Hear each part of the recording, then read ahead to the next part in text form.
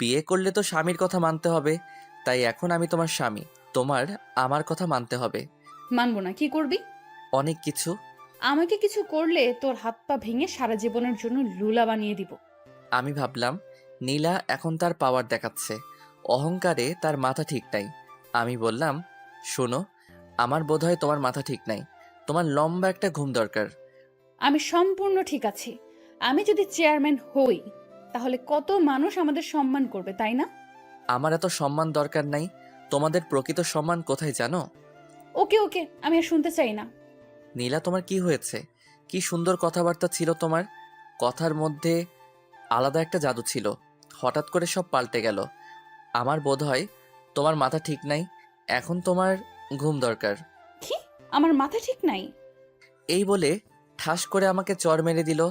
ব্যথার কারণে কাঁদি নাই, কষ্টের কারণে চোখ দিয়ে পানি চলে আসলো। আমি নীলার পায়ে ধরে বললাম, নীলাপু, তুমি আমাকে মেরে ফেলো, কিন্তু আমার মা বাবার সাথে কটু কথা আর খারাপ ব্যবহার করো না। ওকে, পা ছাড়। না, তুমি ওয়াদা করো আমার কথার বিরুদ্ধে গেলে। তাদের সাথে নরম ভাষায় কথা বলবা। ওকে, বলবো। আমি খেয়াল করলাম নীলার পায়ে ধরাতে নীলা কেমন যেন মোচড় দিয়ে উঠল। যতক্ষণ পায়ে ধরে রাখছিলাম ততক্ষণ বড় বড় শ্বাস নেয়। আমি পা ছেড়ে এক কোণায় গিয়ে বসলাম। কিছুক্ষণ কোনো কথা বললাম না। আমি বললাম, আমার ঘুমে ধরেছে, আমি ঘুমিয়ে চাই। এই সময় গয়না কে খুলবে? কেন, তোমার হাত আছে না? আমি একটা বালিশ আর খেতা নিয়ে নিচে শুয়ে পড়লাম। নীলা বলল, ওপরে শো। না, তোমার সাথে শুবো না। কেন? চিন্তা ভাবনা করে দেখো। আমি এই বলে নিচে বিছানা করে শুয়ে পড়লাম। নিচে কার্পেট আছে, বালিশ আর খেতা দিয়ে শুয়ে পড়লাম। আপু দুলাভাই কম্বল দেয় নাই। ভাবছে আজ রাতে এমনিতেই গরম থাকবো, কম্বল লাগবে না। আমি নিয়ত করলাম যতদিন পর্যন্ত নীলা আমার কথা মতো না চলবে, ততদিন আমি নীলার শরীর টাচ করব না। আর যদি বেশি বাড়াবাড়ি করে তাহলে অন্য ব্যবস্থা করব। ভাবছিলাম আজ নীলার 27 বছরের জীবনের একটা কষ্টের ইতি ঘটতে যাচ্ছে, কিন্তু না, সেই কষ্টটা আরও দীর্ঘমেয়াদী হলো। নীলার মুখটা আমার চোখে ভাসছে। মন চাচ্ছে এখন গিয়ে মনের ইচ্ছা মতো কিস করার জন্য, কিন্তু সেটা সম্ভব না।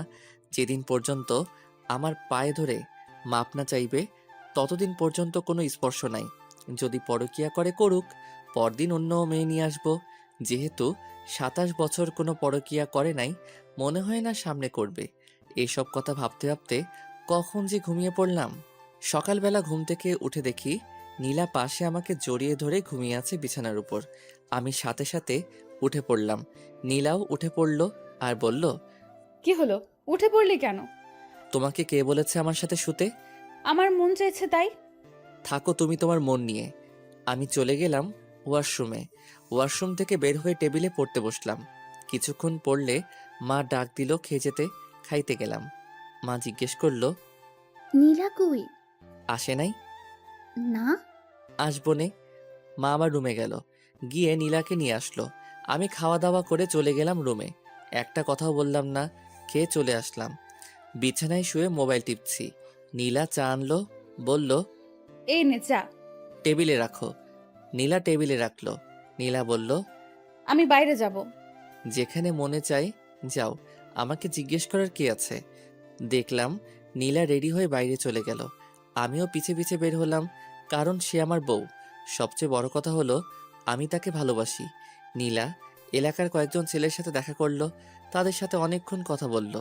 আবার নীলা বাড়ির দিকে হাঁটা ধরলো। আমি দোকানে গিয়ে সিগারেট ধরাইলাম, খেয়ে বাসায় আসলাম। দেখি নীলা ঘর ঝাড়ু দিচ্ছে। আমি বিছানায় শুয়ে পড়লাম। নীলা আমার দিকে আর চোখে তাকাচ্ছে, দেখে আমি কিছু বলি কিনা, কিন্তু না, আমি একটা কথাও বলবো না। যতদিন পর্যন্ত এসব না ছাড়বে, এভাবে মানসিক কষ্ট পেয়ে যাবে। ঝাড়ু দিয়ে আমার পাশে শুইল। আস্তে আস্তে নীলা একটা হাত আমার শরীরে রাখলো। আমি যত বিরক্ত আছে সব বিরক্ত নিয়ে নীলার দিকে তাকালাম। নীলা হাত সরিয়ে নিল। আমি উঠে কাপড় নিয়ে ওয়াশরুমে চলে আসলাম। ভাবলাম আমার কথা মানবে না, আবার আমার কাছ থেকে সুখের আশা করে। এত সোজা না দুনিয়াটা। আমি দেখলাম নীলার কয়েকটি কাপড় ভিজানো আছে, সেগুলো ধুয়ে দিলাম। আমি গোসল করে কাপড়গুলো নিয়ে ছাদে চলে গেলাম। ছাদে গিয়ে কাপড় নেড়ে আসলাম। এসে দেখি নীলা ওয়াশরুমে মনে হয় গোসল করছে। আমি টেবিলে বসে বই ঘাঁটছি। ভাবছি এক রুমে দুই মানুষ, একজনের সাথে আরেকজন কথা বলে না। নীলা ওয়াশরুম থেকে গোসল করে বের হলো। নতুন এক শাড়ি পরে, যেটা দেখে আমার মাথা পুরো গরম হয়ে গেল। নীলা কাপড় নেড়ে বিছানায় বসে চুল আঁচড়াইতেছে, আর আমি লোভাতুর দৃষ্টিতে নীলার দিকে তাকিয়ে রইলাম। তার কোমরের একাংশ দেখা যাচ্ছে। আমি কাশতে কাশতে বাথরুমে চলে গেলাম। আধা ঘন্টা পর বের হলাম। বের হয়ে দেখি জমিয়ে মার সাথে আড্ডা দিচ্ছে। দিনটা কেটে গেল। সারাদিন কেউ কারোর সাথে কথা বলি নাই। রাতের বেলা আমি পড়তেছি, নীলা শুয়ে শুয়ে মোবাইল টিপছে। কতক্ষণ পড়লাম জানি না। নীলা বলল, হইছে, আর পড়তে হবে না, এবার ঘুমা। তোমার বলা লাগবে না। আমি আস্তে আস্তে বিছানায় শুয়ে পড়লাম। নীলা আমার পাশে শুইল। আমি বললাম, নীলা, এসব নির্বাচন কি দরকার আছে? চলো আমরা নিজেরা সুন্দর একটা সংসার করি। দেখ, নির্বাচন সম্পর্কে আমাকে কিছু জিজ্ঞেস করবি না, ওইটা তো বাইরে। এখন তো আমরা দুজন একসাথে। এখনো তুমি আমার থেকে অনেক দূরে। এই বলে আমি বালিশ নিয়ে নিচে চলে আসলাম। আমি কি করব বুঝতে পারছি না। আজকে নীলাকে অনেক সুন্দরী দেখাচ্ছে।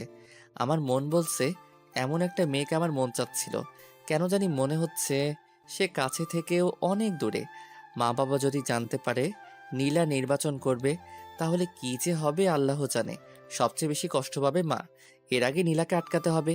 কেমন জানি একটা আওয়াজ আসছে, মনে হচ্ছে কেউ কাঁদছে। নীলা কাঁদছে। বুঝছি নীলা কষ্টে কাঁদছে।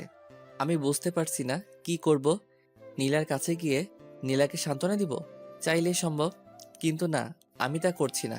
কাঁদুক, ইচ্ছে মতো কাঁদুক, বুঝুক তার জীবন আমি কতটা গুরুত্বপূর্ণ।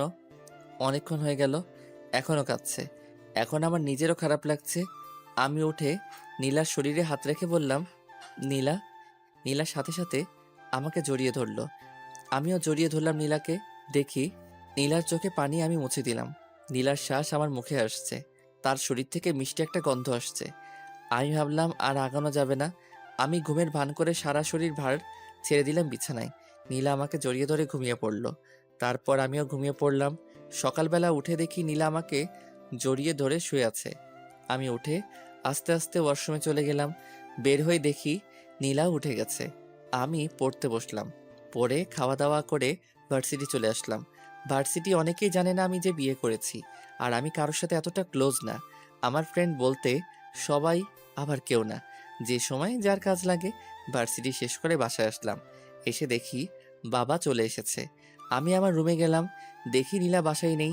আমি মাকে জিজ্ঞেস করলাম, নীলা কোথায়? মা বলল আমি যাওয়ার সাথে সাথে বের হয়েছে, যে আর আসে নাই। বাবা আমাকে ডাকছে। আমি বাবার কাছে গেলাম। আব্বা বলল, মুরাদ, আমার চাকরির মেয়াদ শেষ হয়ে যাবে আগামী মাসে। ভালো হয়েছে। এখন কতদিন বিশ্রাম নেন? বিশ্রাম নিলে তোরা খাবি কি? তোরও তো কোনো চাকরির ব্যবস্থা নাই। হুম। শুন, আমার মাথায় একটা বুদ্ধি এসেছে। তোর মার সাথে এ বিষয়ে কথা বলেছি। তোর মা হ্যাঁ বলেছে। কি? আমার চাকরির মেয়াদ শেষ হলে পেনশনের যে টাকা পাবো, সেটা দিয়ে আমি দেশের বাড়িতে একটা বাড়ি করি আর বাজারে একটা দোকান নিয়ে বসি। আমরা তো সারা জীবন ভাড়াটিয়ায় থেকে গেছি।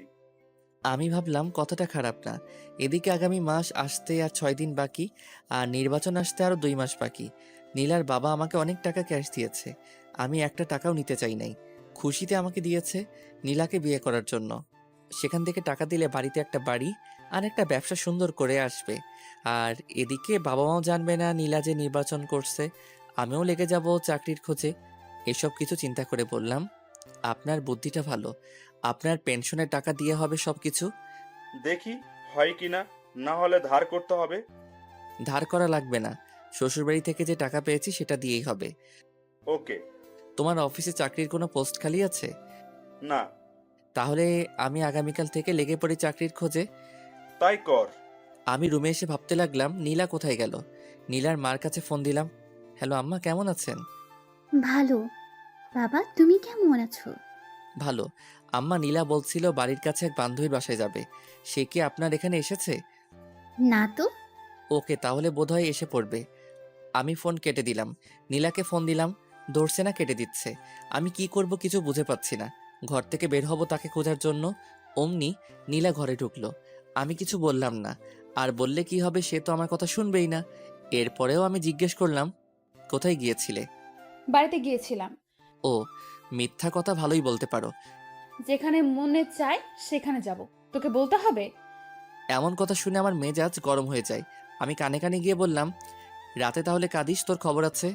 দেখবো না তুই কি করস। ওকে। মা নীলাকে ডাক দিল। নীলা চলে গেল। আমি একটু বাইরে বের হলাম। একটা চায়ের দোকানে গিয়ে সিগারেট নিলাম। কোথা থেকে জানি এক ছেলে এসে জিজ্ঞেস করলো। কি ভাই, কি খবর? আমি চিনতে পারলাম সাজিদ। এই তো আছি। তোমার আর বড় আপুর বলে বিয়ে হয়েছে? হুম। তুমি কি করে বড় আপুকে পটিয়ে বিয়ে করে ফেললে? আমার ভাবতে অবাক লাগছে। আরে ভাই, কপালে আছে। সেটাই, তোমার বউ তো নির্বাচনে পাশ করব। সত্যি? তুমি জানো না, আজকে যে বক্তৃতা দিছে অর্ধেকের বেশি মানুষ তার পক্ষে চলে এসেছে। তাই নাকি? ধুর ভাই, আপু আপনার কাছে কিছুই বলে না? কোথায় বক্তব্য দিয়েছে? আপনি জানেন না, ওই সামনের মোড়ে। এত আয়োজন, এত কিছু, এসবের খরচ কে দিয়েছে? বড় আপু। ধুর ভাই, আপনি আমার কাছ থেকে চালাকি করে কথা জেনে নিচ্ছেন। আপু জানতে পারলে আমাকে মারবে। ধুরু ভাই, বসো। মামা বেনসন দাও তো। মামা এসে সিগারেট দিল। আমি বললাম, আমার একটা কাজ করতে পারবা? আপুর বিরুদ্ধে আমি কিছুই করতে পারবো না। আরে বোকা, সে তো আমার বউ, আমি তার বিরুদ্ধে কি বলবো? শোনো, তুমি শুধু বলবা সামনে কোথায়, কোন জায়গায় তোমাদের বড় আপু বক্তব্য দেয়। কি করে বলবো? ফোন করে। ফ্ল্যাক্সির টাকা? 500 টাকা দিয়ে বললাম, এবার হবে। হুম। সাজিদ চলে যায়। আমি বাসায় আসি। এসে পড়তে বসলাম। দেখি নীলা খুব হাসি খুশি। রাতের খাবার খেয়ে আবার পড়তে বসলাম।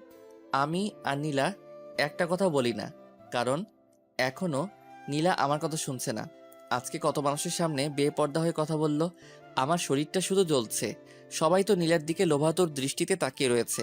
এটা তো আমি বুঝি। ভাগ্যে নির্মম পরিহাস। নীলা যদি আমার কথা শুনতো।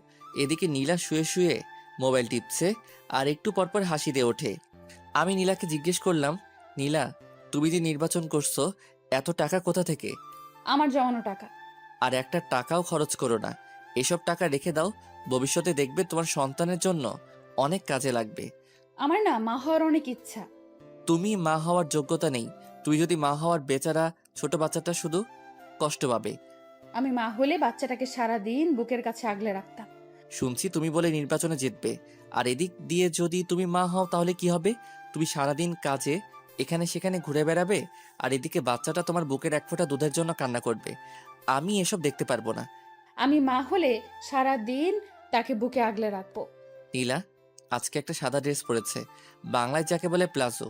আর যেহেতু নীলা শুয়ে আছে, তাই নীলার হাঁটু অবধি প্লাজো উঠে আছে। নীলার এই সুন্দর পা দেখে আমার অবস্থা খারাপ। আমি আস্তে আস্তে কাছে গেলাম, গিয়ে নীলার পাটা ঢেকে দিলাম। আমি বললাম, নীলা, আমি তোমাকে অনেক ভালোবাসি। আমিও তোকে অনেক ভালোবাসি। তাহলে তুমি আমার কথা শুনছো না কেন? আমি একটা প্ল্যান হাতে নিয়েছি। সেই প্ল্যানটা আমি যে করেই হোক কমপ্লিট করব। নীলা, তুমি কেন বুঝছো না? যদি মা বাবা জানতে পারবে তুমি নির্বাচন করছো, তাহলে বুঝতেই পারছো মা কতটা কষ্ট পাবে। যেই মাকে তুমি বিয়ের কথা বলাতে মা সাথে সাথে রাজি হয়ে যায়, তোমাকে কতটা বিশ্বাস করে। একটু ভুলের জন্য সব শেষ হয়ে যাবে। আমাকে একজন বলছে, একজনে অনেক কথা বলবে, এসব কথায় কান্না দিতে। সকল স্বামী তার স্ত্রীর ভালো চায়। আমি কখনো তোমার খারাপ চাই না। নীলা, এসব হলো ছেলে মানুষের কাজ। তোমার উচিত আমাদের সংসার কিভাবে সুন্দর করা যায় সেটা চিন্তা ভাবনা করা। যা তো এখান থেকে তুই, আমার ভালো লাগছে না। আমি জানি নীলা, আজকে তুমি কোথায় গিয়েছো। জানলে ভালো। কেন নীলা, তোমার কি একটু জানের ভয় নেই? আছে। তাহলে এত মানুষের সামনে বেপর্দা হয়ে কিভাবে কথা বললে?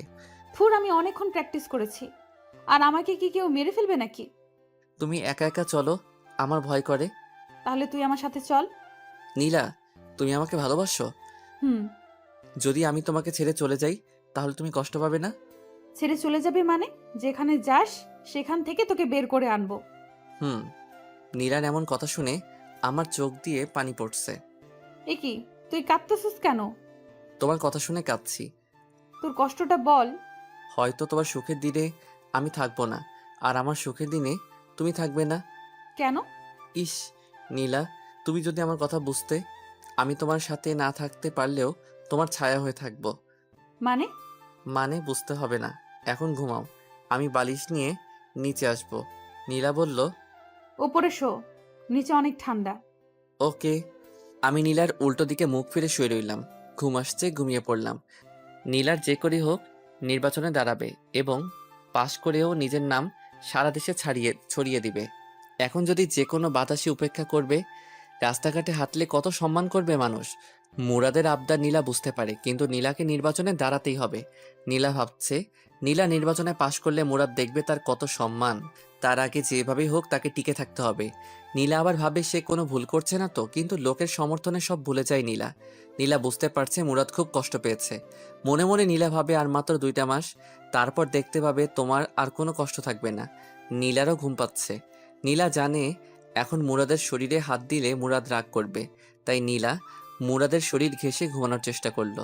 আস্তে আস্তে নীলা মুরাদের শরীরটা জড়িয়ে ধরলো। শেষমেশ মুরাদকে জড়িয়ে ধরে ঘুমিয়ে পড়ল। সকালবেলা ঘুম থেকে উঠে দেখে মুরাদ পড়ছে। নীলা অনিচ্ছা সত্ত্বেও কেন জানি পিছন থেকে জড়িয়ে ধরল। মুরাদও নীলার হাতটা নিয়ে নীলার হাতে চুমু খেলো। আর কিছুক্ষণ পর নীলা ওয়াশরুমে চলে আসলো। একেবারে গোসল করে বের হলো। ছাদে কাপড় নাড়তে যাবে। 3তলা থেকে 4তলায় উঠল। 4তলায় এক মহিলার কাণ্ড দেখে নীলা থমকে যায়। দেখলো একটা বাচ্চা ছেলেকে চোখে চোখে মুখে চুমু দিয়ে বলল, যাও বাবা, বাবার সাথে স্কুলে যাও। আর বাচ্চাটা বলল, বাই মা। যাওয়ার সময় বাচ্চাটা মার গালে চুমু খেলো। শেষমেশ টাটা দিতে দিতে বাচ্চাটা চলে গেল। নীলা পুরো কাজটা দেখলো। দীর্ঘ একটা শ্বাস ফেলে মনে মনে বলল, ইস, আমার যদি এরকম একটা বাচ্চা থাকতো। পেটের দিকে হাত দিয়ে পেটের মধ্যে হাত বুলিয়ে দেয় নীলা। মুরাদ, তুই কেন বুঝতে পারস না আমার মনের কথা? আমাকে একটা বাচ্চা দে, কসম করে বলছি, তার কোনো কষ্ট আমি হতে দিব না।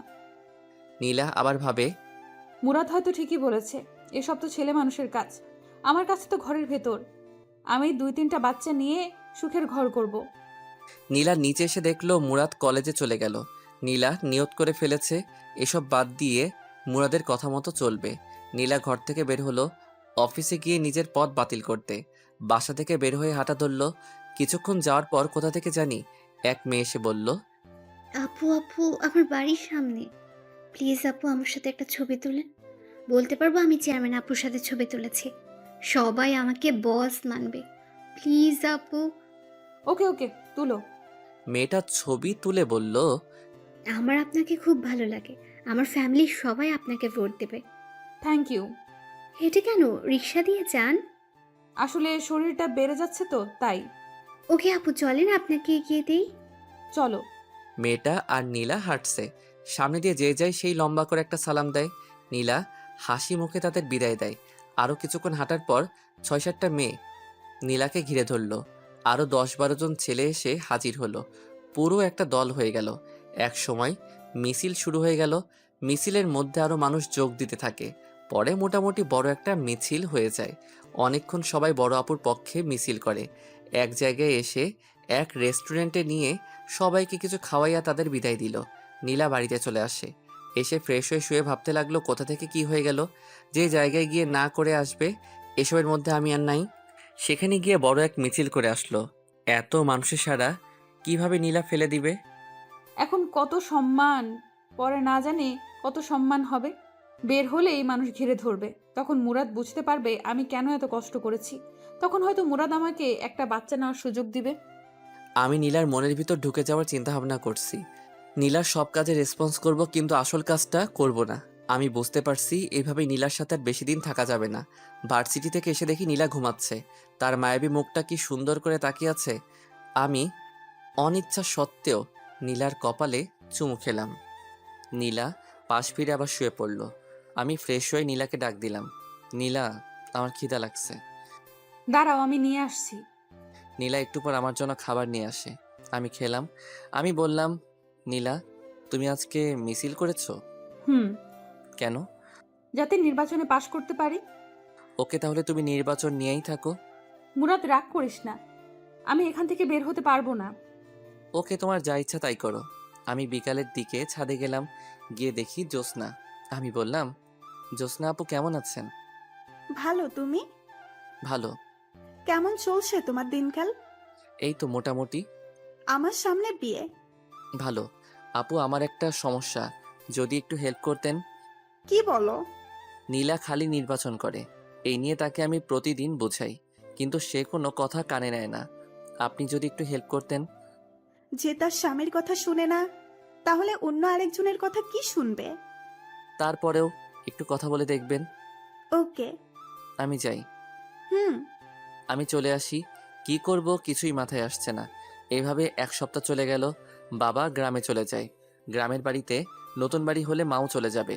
নীলা জিজ্ঞেস করলে বলি বাড়িতে বেড়াতে গেছে। আমি এই বিষয় নীলার কাছ থেকে সম্পূর্ণ গোপন রাখি। আর সে নির্বাচন নিয়ে ব্যস্ত। এদিকে টাইম দেওয়ার কোনো প্রশ্নই আসে না। নীলাকে কেমন জানি লাগে, তার সাথে কথা বলা, হাসাহাসি। এখন আর ভালো লাগে না। এখন কেন জানি নীলাকে বিরক্তিকর মনে হয়। আমি আস্তে আস্তে নীলার সাথে কথা বলা কমিয়ে দিলাম। ওই তো, আগামীকাল সারাদিন নীলার সাথে একটা কথা বলি নাই। বুঝতেই পারছেন এটা কতটা কষ্টকর। নীলাকে অনেক বোঝালাম, শেষমেশ যেই কদু সেই লাউ। আমি ভাবলাম নীলার মা বাবার সাথে এই বিষয়ে কথা বলতে হবে। আমি সময় করে চলে আসি নীলার বাড়িতে। দেখি তার মা বাবা দুজনেই বাড়িতে। হঠাৎ নীলাকে ছাড়া আমাকে দেখে তারা অবাক হয়ে যায়। নীলার মা বলল, বাবা, তুমি এমন সময় একা? নীলা কোথায়? নীলা বাড়িতে। আম্মা আব্বা কিছু কথা আসছিল। নীলারে নিয়ে একটা সমস্যা হচ্ছে। কি সমস্যা? আসলে নীলা খালি নির্বাচন করে। এই সারাদিন নির্বাচন নিয়ে বাড়ির বাইরে ব্যস্ত থাকে। কত যে বললাম এসব ছেড়ে দিতে, আমরা সুন্দর করে সংসার সাজাই, কিন্তু কে শুনে কার কথা। আপনারা দুজন যদি একটু বলতেন এসব ছেড়ে দিতে, তাহলে খুশি হতাম। আসলে বাবা কি বলবো, সে ছোটবেলা থেকেই স্বপ্ন দেখে আসছে এই এলাকায় নির্বাচন করবে। তাই সে ছোটবেলা থেকে টাকা জমাইছে। তোমার অসুবিধা হলে আমরা অবশ্যই নীলাকে বুঝাবো। ধন্যবাদ। আমি নীলার বাড়ি থেকে খাওয়া দাওয়া করে বাসায় আসলাম। এসে দেখি নীলা ঘরের ভিতর নাচতেছে। আমি মুচকি হাসি দিলাম। আমি বললাম, এত খুশি কেন? সবাই বলছে আমি পাশ করব। ঘরের বাইরে বের হলে কত মানুষ আমাকে ঘিরে ধরে। সেটা তো ধরবেই, কারণ তুমি অনেক সুন্দরী, আর সুন্দরের পূজা করে সবাই। সুন্দরী বলে না, আমি চেয়ারম্যান হব বলে। এখনো কোনো নেতা তোমাকে আহ্বান করে নাই রাতে তার সাথে থাকার জন্য? এটা কি বললি তুই? আবার বল। মুহূর্তের মধ্যে নীলা চোখ মুখের রং পাল্টে গেল। যদি এরকম অফার পাও তাহলে ফোন করে বলে দিও আজ রাতে আমি বাইরে থাকবো। ঠাস ঠাস করে দুটো চর বসিয়ে দিল গালে। আমি বললাম, সত্যি কথা বললে কারো সহ্য হয় না। নীলা কেঁদে দেয়। কেঁদে কেঁদে আমাকে জড়িয়ে ধরে বলে, তুই এমন কথা বলিস না। এই নীলা শুধু তোর, নীলার সব তোর, নীলার যৌবন রূপ সব তোর, এসব কিছু তোর জন্য। নীলা আমার একটা হাত নিয়ে তার গালে দিল। খুব কষ্ট হচ্ছে নীলা, এর একটা কিছুই আমি পাবো না। এসব কিছু কয়েকদিন পর পথের মানুষের কাছে চলে যাবে। এমন কথা মুখে আনিস না মুরাদ। আমি তোরে ভালোবাসি, তোকে ছাড়া আমি বাঁচবো না। তুই এমন কথা আর বলিস না। প্লিজ নীলা, তুমি এসব ছেড়ে চলে আসো। প্লিজ প্লিজ, তোমার আর আমার জন্য সুন্দর একটা জীবন অপেক্ষা করছে। এসব ছেড়ে দাও। নীলা কিছু বলছে না। আমি আস্তে আস্তে নীলার গালে ধরে নীলার ঠোঁটের কাছে আমার ঠোঁট নিয়ে আস্তে আস্তে লাগিয়ে দিলাম। নীলা চোখ বন্ধ করেছে। নীলা আমার মাথাটা চেপে ধরলো তার ঠোঁটে। আমি পাগলের মতো কিস করছি। নীলার শ্বাস ভারী হচ্ছে। আমি ভাবলাম এখনই বাদ দিতে হবে, না হলে নীলাকে আটকানো কঠিন হবে। আমি আস্তে আস্তে নীলাকে ছেড়ে দিলাম। নীলা বলল, কি হলো? ভালোই তো লাগছিল, আবার ধর। মনে হয় মা ডাকছে। এই বলে আমি সোজা ঘর থেকে বেরিয়ে আসলাম। নীলা বুঝতে পারছে না কি বলবে, শুধু তাকিয়ে রইল। আমি ভাবলাম লাভ নাই, যতদিন না পর্যন্ত ওইসব ছাড়বে না ততদিন পর্যন্ত আমাকে পাবে না। আমি 2-3 জায়গায় চাকরির জন্য নিবন্ধন করলাম। এসব বিষয় নীলার কাছে গোপন রাখলাম। তাকে বলে কি করব? আমি বাইরে যাওয়ার সাথে সাথে নীলা ঘর থেকে বের হয়ে পড়ে। আর কি বলবো, এসব কিছু নীলার কাছে গোপন রাখলাম। আমি সোজা বাইরে আসলাম, এসে সিগারেট খেলাম, খেয়ে রুমে ঢুকলাম। রুমে ঢুকলে নীলা বলল, তুই আমার বাবা মার কাছে বিচার দিয়েছিস কেন? মনে চেয়েছে। দেখ, আমাকে নিয়ে প্রতি দোকানে এখানে সেখানে সব জায়গায় কথা হয়। তারা বলে আমি জিতলে এলাকার উন্নতি হবে, এলাকায় শান্তি থাকবে। এসব মানুষের কথা আমি কি করে ফেলে দিতে পারি? আমি ছাড়তে পারবো না। ভালো, তোমার যদি মনে চাই করো, মনে থাকে যেন। পরে যখন কেঁদে কেঁদে আমাকে জোরে চিল্লাই চিল্লাই ডাকবে তখন আমাকে পাশে পাবে না। নীলা, তুমি এখন বাচ্চা মেয়ে না, ভালো মন্দ বিচার করার বিবেক তোমার মাথায় আছে। হায় রে কপাল আমার, আমারই দোষ কেন যে সুন্দরীর পাগল হলাম। যদি জ্যোৎস্নাকে অথবা তানহাকে বিয়ে করতাম তাহলে কতই না সুখী হতাম। এই বলে রুম থেকে বের হয়ে আসলাম। সোফায় এসে টিভি দেখতে লাগলাম। কিছুক্ষণ পর মা এসে বলল, আগামীকাল বাবা আসবে। দিনটা কেটে গেল নীলার সাথে। আর কথা বলি নাই। পরদিন বাবা এসে আমাকে ডাকা শুরু করলো। আমি গেলাম বাবার কাছে।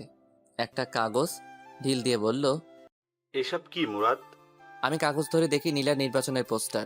তার মানে বাবা জেনে গিয়েছে নীলা নির্বাচন করছে। বাবা আবার বলল, কোথায়? তোর বউ কোথায়? আস্তে বাবা, আমার কথা শোনো। কি শুনবো? আমি জানি নীলা নির্বাচনে দাঁড়াচ্ছে। কি বললি তুই? নীলা নির্বাচনে দাঁড়াচ্ছে? তার কত সাহস! তাড়াতাড়ি তার মাকে ফোন দে। এমন অলক্ষী মেয়ে আমাদের দরকার নেই। শোনো, আমি তোমাদের বুঝিয়ে বলি। বাবা, আমি জানি না যে নীলা নির্বাচনে দাঁড়াচ্ছে। বাসরাতে সে আমাকে বলে, তখন যা হওয়ার হয়ে গেছে। এখন তার কিছু করার নাই। আমি নীলাকে অনেক বোঝালাম, কিন্তু কে শুনে কার কথা। আব্বা মা যা হওয়ার হয়ে গেছে। তোমরা কোনো টেনশন করো না, আমি বিষয়টি দেখছি। তোর বউ যেন আমার সামনে না পড়ে। ওকে, আমি দেখছি। আমি চলে আসলাম। দেখি নীলা চুপচাপ বসে আছে আর আমার দিকে আর চোখে তাকাচ্ছে। আমি হাসি মুখে বললাম, তোমাকে কিছু বলবো না, তোমার যা মনে চাই করো। নীলা কিছু বলল না। আমি চুপচাপ বেলকনিতে গিয়ে বাইরে তাকিয়ে রইলাম। নীলা আমার পাশে এসে দাঁড়ালো আর বলল, তোকে আমি কষ্ট দিতে চাইনি মুরাদ। আমার কষ্ট তো কিছুই না। মা আর বাবা অনেক দুঃখ পেয়েছে তোমার এই অপ্রত্যাশিত কাজে। সরি। সরি বলে কি লাভ? সরি বললে কি আর তুমি এসব থেকে ফিরে আসবে? তুমি তো বুঝতে পারছো না সবাই তোমাকে কি সম্মান করবে। বলবে, দেখো দেখো চেয়ারম্যানের জামাই। সব ছেলেরা তোমাকে দেখে হিংসা করবে। নীলা, তুমি এখনো ছোট রয়ে গেছো। আমার জায়গায় যদি অন্য কেউ থাকতো, তাহলে এতদিনে তুমি এতদিনে কি? চেয়ারম্যান হয়ে যেতে। আমি যে ভালো সেই জন্য তোমাকে বাধা দিচ্ছি। শুনো, এখন তুমি গিয়ে আমার মায়ের কাছে আর বাবার কাছে মাপ চাইবা। বলবা, আর আমি নির্বাচনে দাঁড়াচ্ছি না। বলবো না। বলবা না? না না না। আমি আমার হাত উঠাইলাম চর দিতে, কিন্তু কোনো এক টানে আর পারলাম না চর মারতে। নীলা বলল, মারলি না চল, দেখতাম তোর কত সাহস। এখন যদি আমি একটা ফোন করি তাহলে শত শত ছেলে চলে আসবে। আমি চাইলে তোকে মেরে বুড়িগঙ্গা নদীতে ফেলে দিতে পারি। আমি মোবাইল দিয়ে বললাম, এই নাও, এখন তোমার ছেলেদের ফোন দাও। তারা আসুক, এসে আমাকে মেরে বুড়িগঙ্গায় ভাসায় দিক। তুই কি ভাবছিস আমি পারবো না? তুমি আবার না পারতে পারো। আমি কানে কানে গিয়ে বললাম, পারলে করে দেখা। আমি সেখান থেকে চলে আসলাম। আমার আর ভালো লাগছে না। এখন থেকে আর নীলার সাথেই শুবো না। আজ 1 সপ্তাহ হলো নীলার সাথে শুই না। আমি আমার মতো, নীলা নীলার মতো। এদিকে আমার চাকরির ইন্টারভিউর জন্য কল আসলো। এদিকে বাবা মা চলে গেল গ্রামের বাড়িতে। যাওয়ার আগে নীলাকে কয়েকবার বললাম বাবা মার কাছে মাপ চাইতে, কিন্তু কে শুনে কার কথা। এখন আমি আর নীলা একা। আমি ইন্টারভিউ দিলাম। আমার আগের রেজাল্ট ভালো ছিল বলেই চাকরিটা হয়ে গেল। কিন্তু সমস্যা একটাই, বাসা থেকে অনেক দূরে। আমি সকালে যাই, বিকালে আসি। নীলা ভাবে আমি ভার্সিটিতে যাই। কিছুদিন পর সন্ধ্যার সময় বাসায় ঢুকলাম। দেখি নীলা আর 5জন ছেলে, 1জন মেয়ে বসে আড্ডা দিচ্ছে। তাদের একজনের হাতে সিগারেট, নীলাও সিগারেট খাচ্ছে। আমি ঘরে ঢুকলে নীলা বলল, এ হলো আমার স্বামী মুরাদ। মাঝখান থেকে একজন ছেলে বলে উঠল, বড় আপু, আপনি বিয়ে করে ফেলেছেন? আমরা তো জানি না। আসলে সবই কপাল। আর মুরাদ কিন্তু খুব ভালো ছেলে, কেউ তার সাথে বেয়াদবি করবি না। ওকে আপু। আপু, আমাদের কাজটা বুঝিয়ে দেন। নীলা আমাকে বলল, মুরাদ, তুই একটু ঘরে যা। ওকে। আমার মাথা পুরো গরম হয়ে আছে। কিছু বলবো না তাকে। আমি ভাবলাম এভাবে আর চলতে পারে না। আরে, আমার তো একটা সম্মান আছে। চেয়ারম্যান হওয়ার পর সবাই বলবে, দেখো দেখো চেয়ারম্যানের জামাই, কিন্তু সেটা বলবে টিটকারি করে। ভাবলাম আজ নীলাকে শেষবারের মতো বলবো, তারপর অন্য কোনো রাস্তা দেখতে হবে। নীলা তাদের সাথে কথা বলে অনেকক্ষণ। এই ফাঁকে আমি তাদের জন্য হালকা নাস্তা নিয়ে যাই। নীলার অহংকারে শেষ নাই। নীলা তাদের ছোটোখাটো মিটিং শেষ করলো। আমি পড়তে বসলাম। রাতে খাওয়ার জন্য নীলা আমার জন্য বাইরে খাবার আনে। আমি খেলাম। ভাবলাম আজ একসাথে শুই। আমি শুলাম তাড়াতাড়ি, কারণ সকালে অফিসে যেতে হবে। দেখি নীলা মোবাইল টিপছে। আমি বললাম, নীলা, বলো। মোবাইল রাখো। ওকে, বলো। নীলা, তোমার নির্বাচন আর কতদিন আছে? আর মাত্র 15 দিন। ভালো, তোমাকে শেষবার ওয়ার্নিং দিচ্ছি। তুমি কি এখান থেকে বের হতে পারবে? আর কতবার বলবো? তাহলে শোনো, এসব ছেলে পেলে নিয়ে ফ্ল্যাটে আসবা না। কেন? আমি না করছি তাই। ওকে, তোমার যা ইচ্ছা। আমি বিছানায় শুয়ে ঘুমিয়ে পড়লাম। পরদিন সকালে উঠে গেলাম অফিসে। অফিস শেষ করে অফিসের আশেপাশে বাসা খুঁজতে লাগলাম। নীলার মুরাদের একই জ্ঞান জ্ঞান, আর ভালো লাগে না। প্রতিদিন একই বিষয় নিয়ে কথা বলে।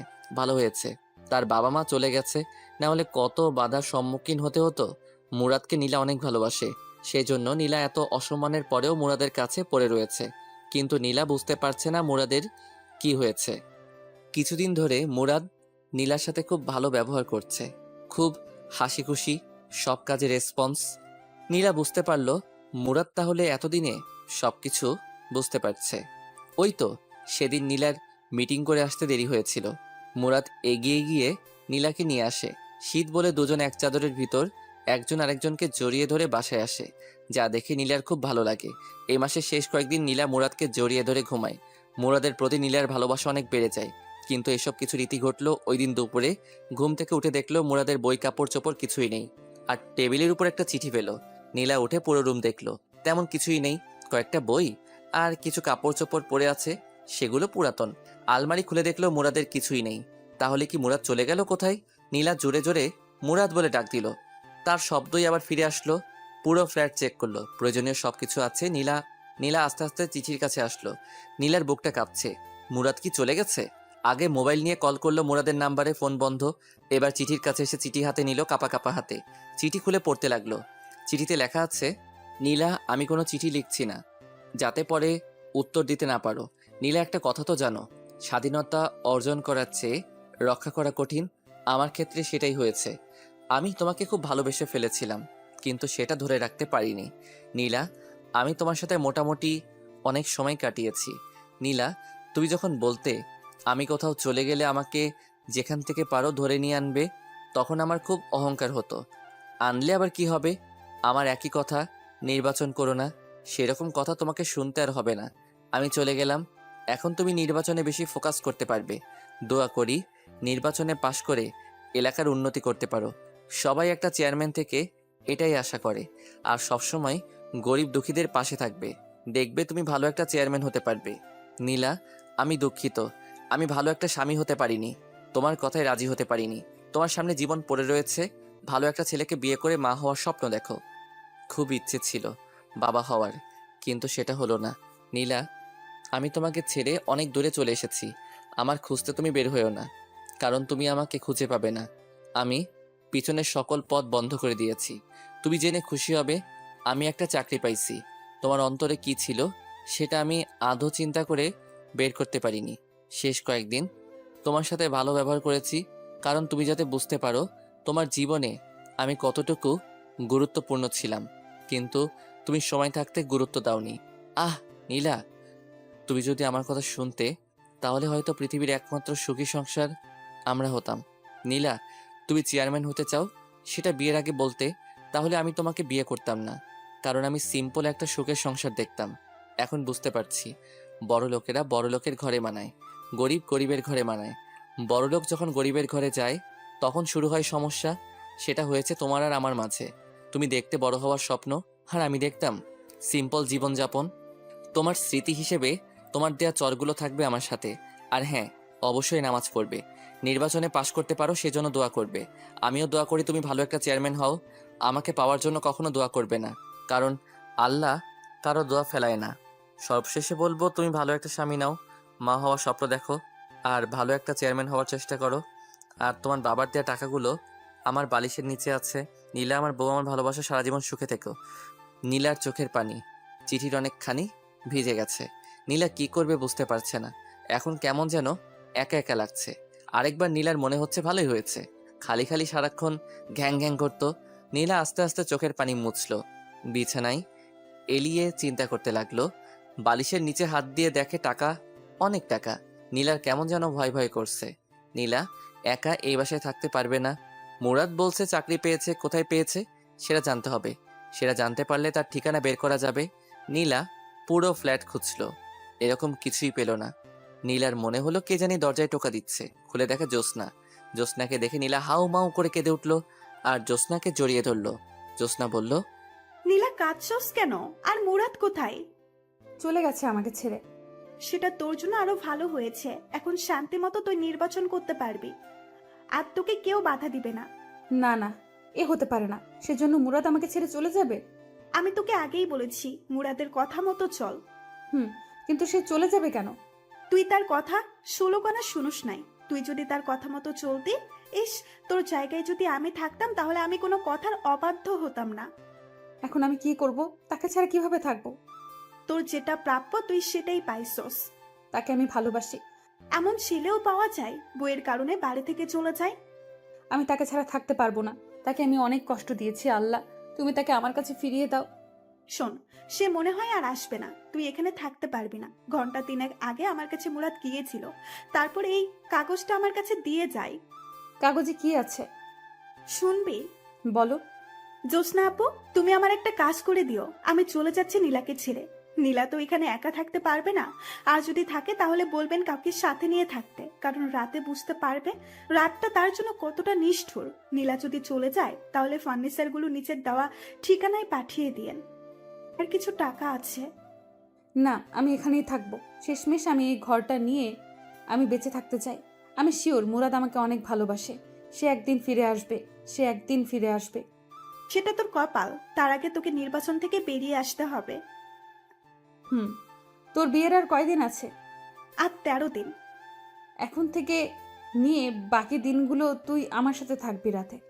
ওকে, পরে দেখি। আমি যাই, মনে হয় মা ডাকছে। একটু পর একেবারে চলে আসিস। ওকে।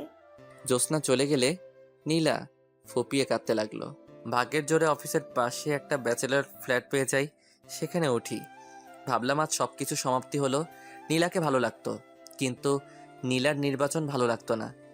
আমি যে রুমে সিট নিলাম সেই রুমে আরও দুজন আছে। তারা দুজন চাকরিজীবী, তাই আমাদের ফাইজলামো করার কোনো প্রশ্নই আসে না। যাই হোক, পরদিন সকালে অফিসে গেলাম। আমার মুখ থেকে হাসি নামক শব্দটি উধাও হয়ে গেছে। অধিকাংশ সময় আমি নীলাকে নিয়ে চিন্তা করি। ফেলে এসেছি, আবার কোনো ভুল করিনি তো? যদি কোনো অঘটন ঘটিয়ে ফেলে? কিছু ভালো লাগছে না। অফিসে কত মানুষ হাসাহাসি করে, আমি সারাক্ষণ আমার কাজ নিয়ে ব্যস্ত থাকি। সারাক্ষণ নীলার মুখটা সামনে ভাসে। অফিসের ম্যানেজার সবাইকে ডাক দিল, আমিও গেলাম। আমি গিয়ে পিছনে এক কোণায় দাঁড়িয়ে রইলাম। এক একজনকে এক এক কাজ দিয়ে বিদায় করছে ম্যাডাম। সবার পরে আমার সিরিয়াল আসলো। মেয়েটা আমার থেকে মনে হয় 3 বছরের ছোট। ছোট হলে কি হবে, বস তো বসই। আমাকে আমার কাজ দিলে আমিও চলে আসি।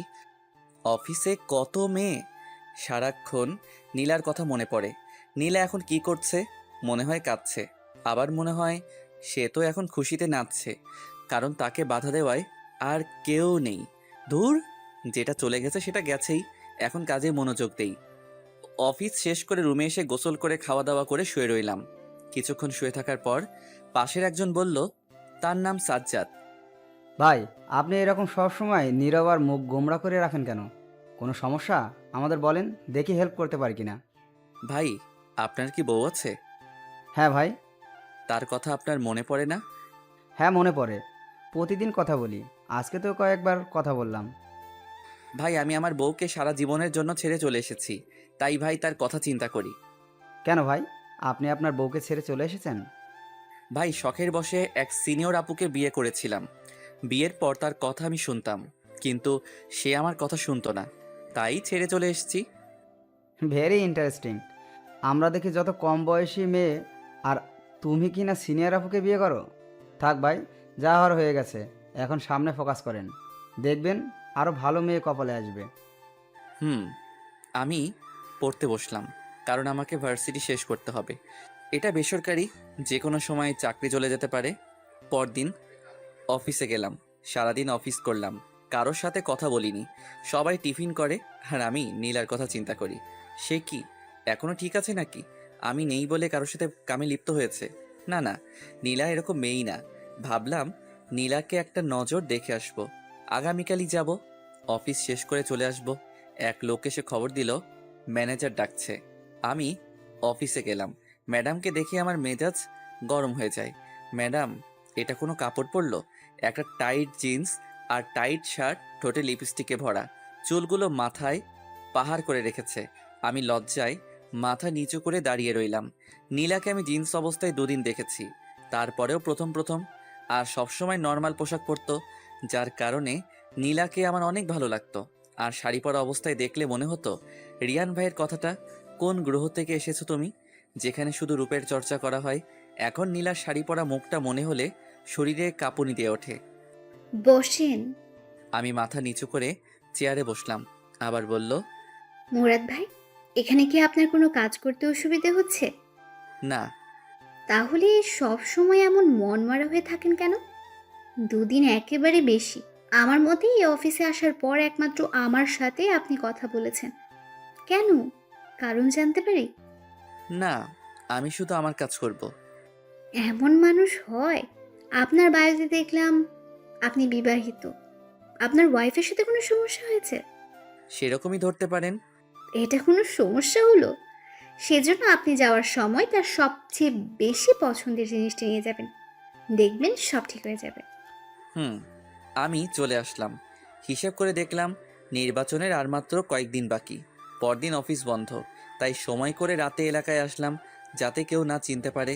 শীতের রাত, মুখে মাফলার জ্যাকেট বেঁধে সাথে মাথায় ক্যাপ দিয়ে রাস্তায় হাঁটছি। হাঁটতে হাঁটতে বাসার সামনে গেলাম। বাসার নিচে দাঁড়িয়ে আর চোখে বেলকনিতে তাকাচ্ছি।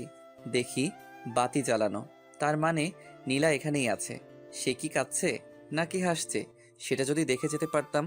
অপেক্ষা করি যদি বেলকনিতে আসে। বেশি অপেক্ষা করতে হলো না, না চাওয়ার চেয়ে বেশি পেয়ে গেলাম, যেটা দেখে নীলার আসল মুখোশ উন্মোচন হয়ে গেল। দেখি 3জন ছেলে আর 4জন মেয়ের সাথে নীলা হাসতে হাসতে বের হচ্ছে, যেটা দেখার জন্য আমি মোটেও প্রস্তুত ছিলাম না। আমি ভাবলাম আমার ধারণা সব ভুল। আমি ভাবছিলাম নীলা বোধহয় মন খারাপ করে বসে আছে, কিন্তু না, নীলা নীলার মতো নির্বাচনের কাজ করছে। থাকুক সে তার নির্বাচন নিয়ে, আমি থাকি আমার মতো। আর নীলার চিন্তা মাথায় আনবো না, এলাকার নাম মুখে নিব না। আমি মন খারাপ করে বাসায় চলে আসলাম। সারা রাত ঘুম নাই। কি করব? আমি নীলাকে ছেড়ে চলে আসলাম, অথচ আমি বেশি কষ্ট পাচ্ছি। আর এদিকে নীলা খুশিতে শেষ। শখের বসে গিয়েছিলাম সিনিয়র মেয়েকে বিয়ে করতে, আবার সে বলে এলাকার ডন।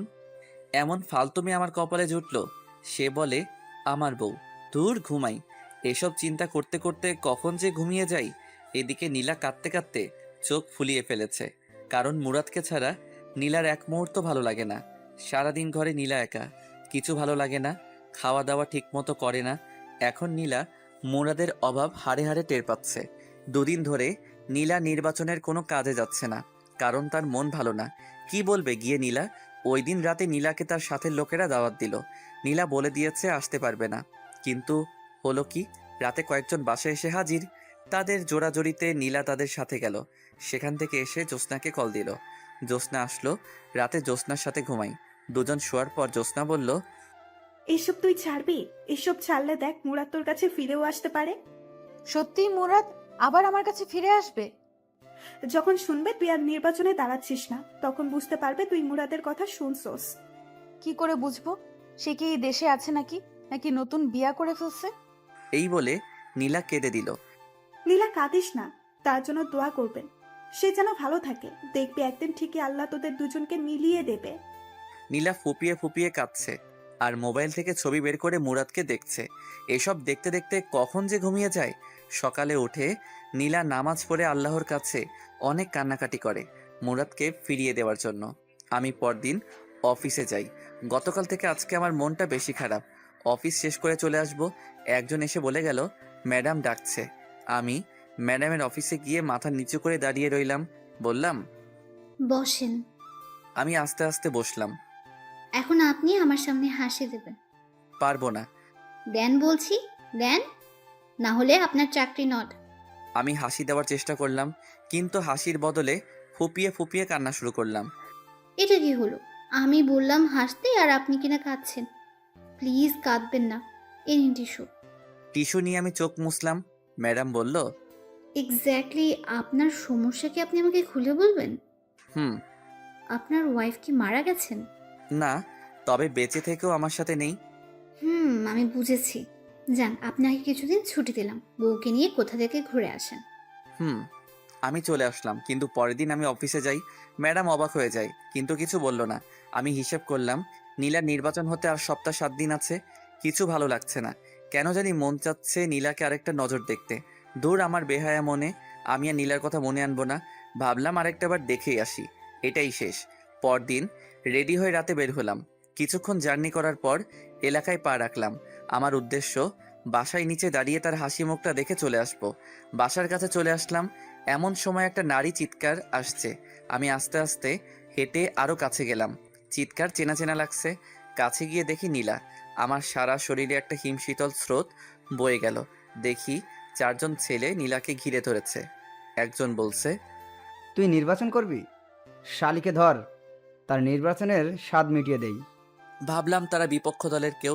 একজন ছেলে নীলার দিকে আগাচ্ছে। আমি বুঝতে পারছি না নীলাকে তারা কি করবে। দেখি ওনা টান দিয়ে সরিয়ে দিতে চাইলো। আমার মাথায় রক্ত উঠে গেল। ভাগ্যবশত আমার পাশে একটা বেলচা ছিল। আমি মুখটা ভালো করে ঢেকে নিলাম যাতে নীল না বুঝতে পারে। বেলচা নিয়ে আগালাম। যেহেতু চারদিকে অন্ধকার, তাই একদিক থেকে উদয় হয়ে যে নীলার ওড়না দিয়ে টান দিল, তার পিঠে গিয়ে আঘাত করলাম। শালা! জোরে এক চিৎকার দিয়ে নিচে শুয়ে পড়ল। আমি আবার অন্ধকারে চলে গেলাম। আমি তাদের দেখছি, কিন্তু তারা আমাকে দেখছে না। তারা সতর্ক হয়ে গেল। আমি জায়গা পরিবর্তন করে আরেকটার পিছনে গিয়ে তার পায়ে আঘাত করলাম। সেও চিৎকার করে শুয়ে পড়ল। আমি আবার অন্ধকারে চলে গেলাম। আমি আবার জায়গা পরিবর্তন করে আরেকটার পিছনে গিয়ে তার ঘাড়ে আঘাত করলাম। সেও শুয়ে চিৎকার করতে লাগলো, ও মা গো, ও মা, ও মা গো। আমি অন্ধকারে চলে গেলাম। যেহেতু শীতের রাত, কুয়াশা, কিছুই দেখা যায় না।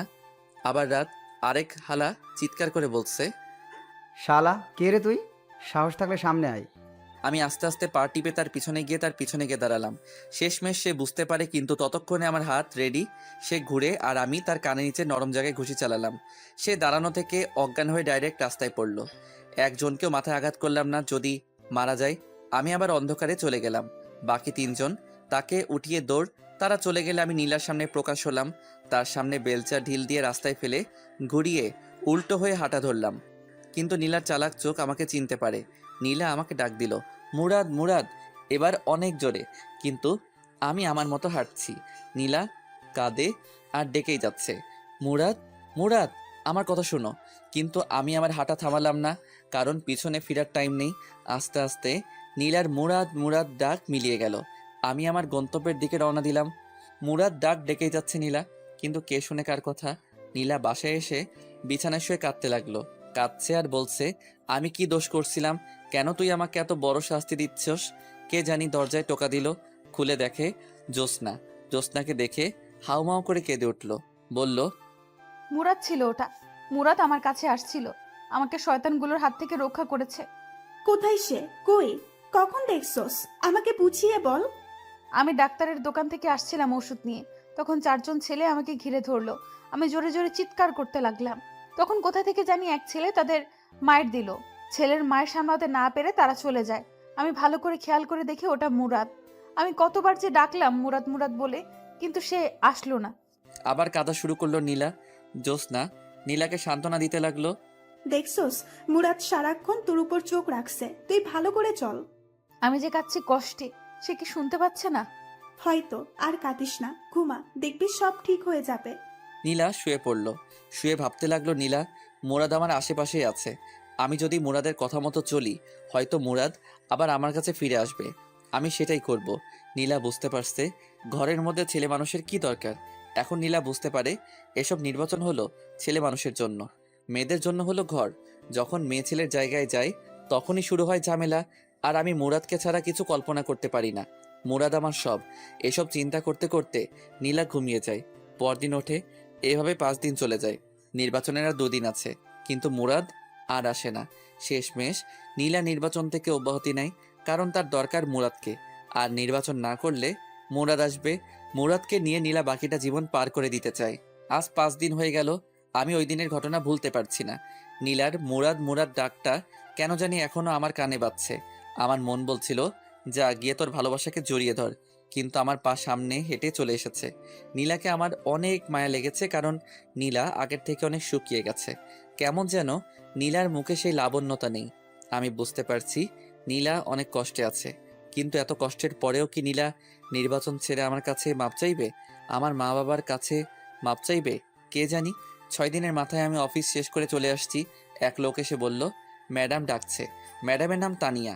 আমি অফিসে গেলে ম্যাডাম বলল, আপনার নাম কি? মুরাদ। আপনার ওয়াইফের নাম কি? সেটা না বললে হয় না। বাড়ি কোথায়? নরসিংদী। ওকে যান।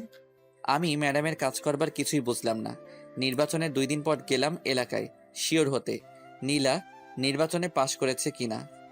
আমি এলাকায় ঢুকে এক লোককে জিজ্ঞেস করলাম, ভাই, এই এলাকার চেয়ারম্যান কে? আগে যে ছিল সে। মানে তাহলে আপনাদের বড় আপু নির্বাচনে পাশ করে নাই? আরে ভাই, আর বললেন না। কত আশায় ছিলাম বড় আপু পাশ করলে এলাকার অনেক উন্নতি হবে, কিন্তু হলো কি, নির্বাচনের 2 দিন আগে বড় আপু নির্বাচন থেকে অব্যাহতি নেয়। পরে আর কি হবে, আগে যে আছে সেই পাশ করে। আমি লোকটাকে ধন্যবাদ বলে চলে আসলাম। ভাবলাম তাহলে নীলা এতদিনে আমার কথা শুনছে, কিন্তু সে সময় থাকতে শুনেনি। অতএব আমি আর নীলার কাছে যাচ্ছি না। এদিকে নীলা একা হয়ে গেল, কারণ জ্যোৎস্নার বিয়ে হয়ে গেছে। নীলা রাতে কিভাবে থাকবে? বাড়িতেও নীলা কিছু বলে নাই।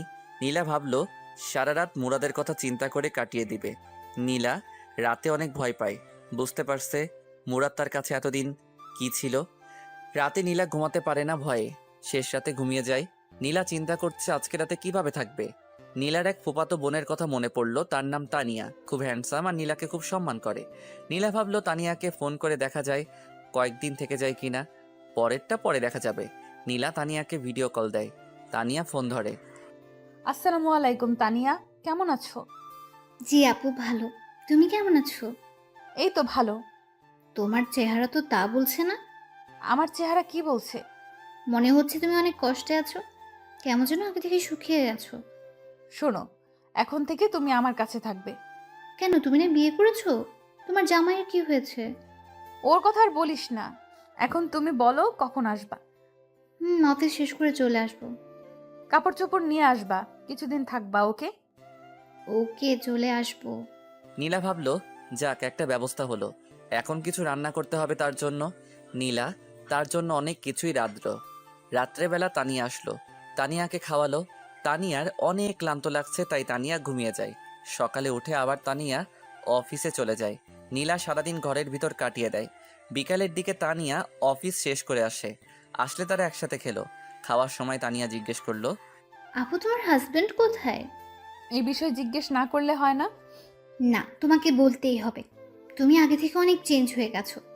আগে সবসময় তোমার মুখে হাসি লেগে থাকতো, আর এখন তোমার কি অবস্থা হচ্ছে! দিন দিন শুকিয়ে কাঠ হচ্ছ। ঠিক মতো কি খাওয়া দাওয়া করো না? এটা নিশ্চয়ই তোমার পিচ্ছি হাজবেন্ডের কারণে। সে কোথায়? খাওয়ার পর তোমাকে বলি। ওকে, খাওয়া দাওয়া করে দুজনে বিছানায় বসলো। তানিয়া বলল, এবার বলো। সে আমাকে ছেড়ে চলে গেছে। কি? এটা কি করে সম্ভব? সারা জীবন শুনে এসেছি স্বামীর জ্বালায় মেয়েরা বাপের বাড়ি চলে যায়। এ তো দেখছি পুরো উল্টো। তুমি কি এমন করেছো যার কারণে তোমাকে ছেড়ে চলে যেতে হলো? তার কোনো দোষ নেই, সব দোষ আমার। আমি তার কথা শুনিনি। বুঝেছি। তুমি এখানে কেন পড়ে রয়েছো? সে যেহেতু তোমাকে ছেড়ে চলে গেছে, তাহলে তুমি বাড়ি চলে যাও। একা একা ভয় করে না? করে। যদি সে আবার ফিরে আসে, সেই অপেক্ষায় বসে আছি। ও, আমার ঘুম ধরেছে। শুয়ে পড়ো। তানিয়া শুয়ে পড়ল। নীলাও শুয়ে পড়ল। তানিয়া জিজ্ঞেস করলো, আচ্ছা আপু, তোমার হাজবেন্ডের নাম কি? মুরাদ। তার বাড়ি জানি কোথায়? নরসিংদী। আপু, তার একটা ছবি দেখাও তো। নীলা মুরাদের একটা ছবি দেখায়। তানিয়া তাদের কাহিনী সব বুঝতে পারে। এদিকে নীলা আপু মুরাদের জন্য কেঁদে কেঁদে শেষ, আর ওদিকে মুরাদ নীলা আপুর জন্য কেঁদে কেঁদে শেষ। এখন দুজনকে মিলিয়ে দেওয়ার দায়িত্ব তানিয়ার। তানিয়া চিন্তা করলো নীলা আপুকে কিছু বুঝতে দিবে না, দুজনকে সারপ্রাইজ দিবে। তানিয়া বলল, আপু, তুমি তো সারাদিন ঘরেই বসে থাকো। আগামীকাল চলো না আমার অফিসে। না রে, আমি যেতে পারবো না। চলো না প্লিজ, তোমার অনেক ভাল লাগবে। কখন আসবি? যাবো, আর গিয়ে 1 ঘন্টা পর চলে আসবো। ওকে, সকালবেলা মন চাইলে। মন চাইলে না, তোমাকে যেতেই হবে। ওকে। নীলা ঘুমিয়ে যায়। সকালে উঠে নাস্তা করে তানিয়ার সাথে চলে আসে তানিয়ার অফিসে। গিয়ে তানিয়া যে অফিসে বসে কাজ করে সেখানে গিয়ে বসলো। তানিয়া বলল, আপু, তুমি একটু বসো, আমি আসছি। ওকে, তাড়াতাড়ি চলে আসিস। ওকে। একটু বসলো নীলা। কে জানি অফিসে প্রবেশ করলো। নীলার পাশের চেয়ারে বসলো। নীলা মাথা নিচু করে বসে আছে, ভালো লাগছে না। একটু বসলো, ভাবলো উঠে বাইরে চলে যাবে, কিন্তু নীলার নাকে পরিচিত একজনের ঘ্রাণ আসছে। বুকের ভিতর কেমন যেন চিনচিন করে উঠল, মনে হচ্ছে পাশের লোকটার কাছ থেকে। নীলা আস্তে আস্তে মাথা উঁচু করে আর চোখে লোকটার দিকে তাকালো। তাকিয়েই অবাক হয়ে গেল, এ তো দেখি মুরাদ। নীলার চোখটা বিশ্বাসই করতে পারছে না। পাশে বসা ছেলেটা মুরাদ। নীলা কেন জানি বিশ্বাস করতে পারছে না পাশে বসা ছেলেটা মুরাদ। শিওর হতে ডাক দিল, মুরাদ, মুরাদ, মুরাদ ডাকে আমার ঘুম ভেঙে যায়। স্বপ্নে দেখতেছিলাম নীলা আমাকে ডাকছে। চোখ খুলে দেখি সাজ্জাদ ভাই ডাকছে। বলল, ভাই কখন থেকে ডাকছি, উঠেন না। ভাই স্বপ্ন দেখছিলাম। আমি বুঝছি, স্বপ্নে দেখছিলা বউ তোমাকে ডাকছে, সেজন্য উঠতে মন চায় না। হুম, আপনি কি করে বুঝলেন? ভাই এমন আমার অনেক হয়েছে। ও, অভিজ্ঞতা আছে আপনার? হুম। আমি ফ্রেশ হয়ে খেয়ে অফিসে চলে আসলাম। একটু পর একজন এসে বলল, তানিয়া ম্যাডাম ডাকে। আমি অফিসের সামনে আসলে একজন বলল, ভিতরে গিয়ে বসতে, ম্যাডাম আসবে। আমি ভিতরে ঢুকে দেখি এক চেয়ারে একটা মেয়ে বসে আছে। আমি মেয়েটার দিকে না তাকিয়ে চুপচাপ বসে পড়লাম। অনেকক্ষণ হয়ে গেল, ম্যাডাম আসছে না, কিন্তু কেমন যেন একটা ঘ্রাণ আমার নাকে আসছে। কেন জানি মনে হচ্ছে এটা নীলার শরীরের ঘ্রাণ, তার মানে পাশের মেয়েটা নীলা। আমি তাকাতে যাব, কিন্তু ততক্ষণে মেয়েটা মুরাদ বলে ডাক দিল। আমি তাকিয়ে দেখি আসলেই নীলা। আমি যেন একটা শকড খেলাম।